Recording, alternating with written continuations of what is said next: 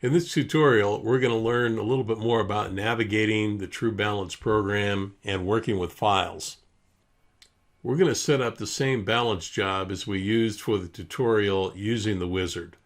But now we might be a little bit more familiar with these options and don't have to use a wizard. When I put in balance by, I could put in my name directly using a keyboard.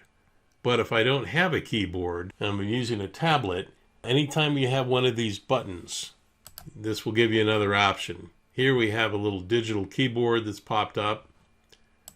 I could put in my name and hit apply, and it goes into the box.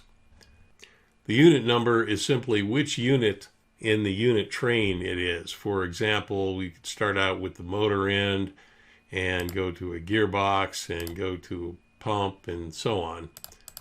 That would just be something to note in a database.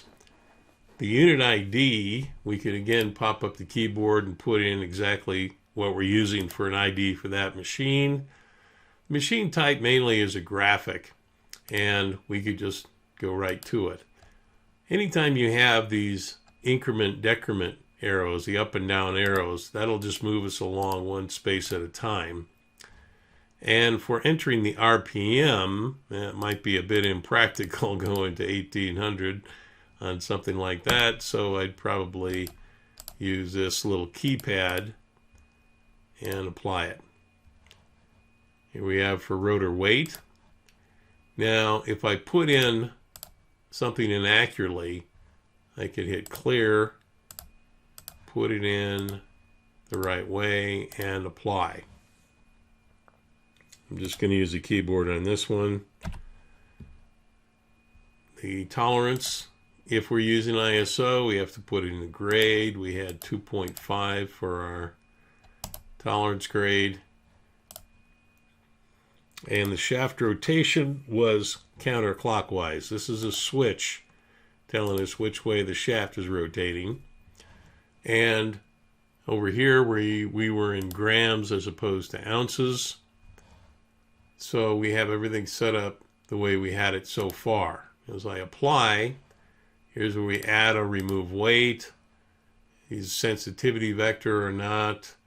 We have a single regular 2 plane as opposed to the 4 run.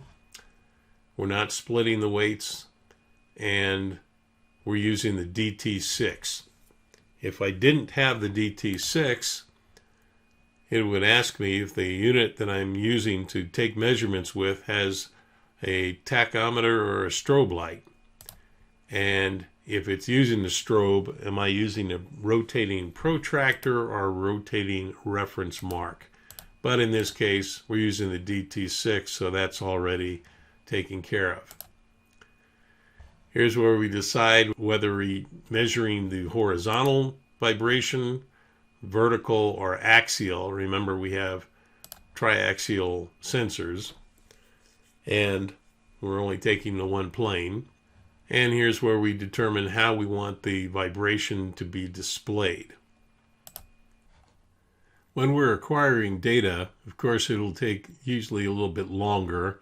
All depends on how you set up your number of seconds of waveform. Back in the DT6, here we have it popping right in.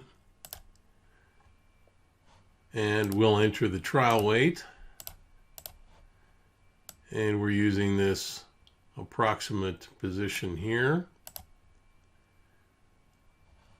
Inquire again. Now, we don't have a reminder this time that tells us that we have to stop, take another set of readings after putting the weight on, because we don't have the wizard on. But people who are familiar with balancing will have no problem with this. We also have this little statement up here. Measure first trial run vibration, and each screen at each stage they'll have a little statement of what is supposed to be happening at that point. And here we are at the results screen. We have our first result. We can see we're not within tolerance. And the button is red, saying we're not within tolerance. This results screen, by the way, only shows up if you put in the radius and the speed And the tolerance can only be displayed if we also include the weight. If I hit the correction button, now I'm going to see the correction screen, and it tells me how much to add and where to add it.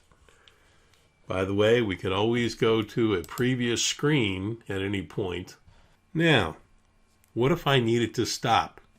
Maybe it's time for lunch. I want to come back to this later, but I don't want to leave the tablet running and run down the battery. Or maybe I have to stop for the day and come back the next day. When I go to this correction screen, I can hit Save File. Now, when this pops up, I need to just simply name the file. And I'm going to put something very clever like test. There's our test file. I've saved it. At this point, I could exit. And I can exit the software completely, shut down the machine. And the next day, when I come in to DT6 and I hit the balance program, I can go right here to Open File,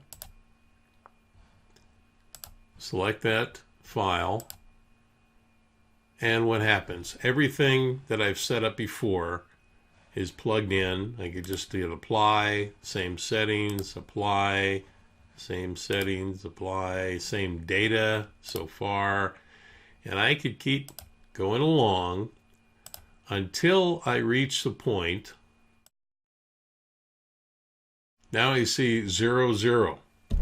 It means I didn't get any data from that point. So I'm at the place I was before, and I could pick up from there and run the machine, acquire some new data.